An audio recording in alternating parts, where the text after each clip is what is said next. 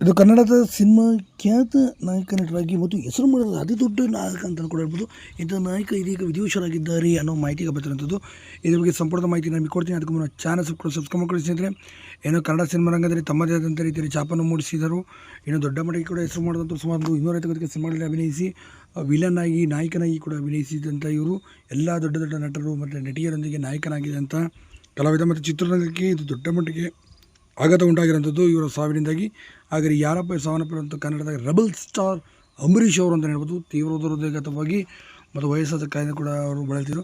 ಕಾಂಗ್ರೆಸ್ನ ಸಚಿವರಾಗಿ ಖಡಕ್ ನಾಯಕರು ಕೂಡ ಆಗಿದ್ದರು. CM ಆಗಬೇಕೆಂಬ ಆಸೆಯನ್ನು ಕೂಡ ಅವರು ಇಟ್ಕೊಂಡಿದ್ರು ಅಂತ ಹೇಳ್ಬೋದು.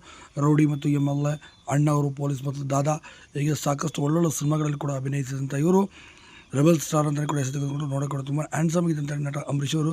ಅವ್ರದ್ದೇ ಆದ ಖಡಕ್ ಮಾತು ಅಂತಂದರೆ ಎಲ್ಲರ ಕೂಡ ಮನಸ್ಸನ್ನು ಕೂಡ ಗೆದ್ದಿದ್ದಂಥವರು.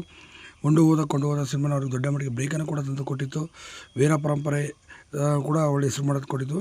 ಇಂಥ ದೊಡ್ಡ ನಟ ಅಂಬರೀಷ್ ಅವರು ತೀವ್ರ ಹೃದಯಘಾತವಾಗಿ ಇಂದು ಮುಂಜಾನೆ 3:30 ಸುಮಾರೆಲ್ಲ ಕೊನೆ ಸೆಳೆದಿದ್ದಾರೆ.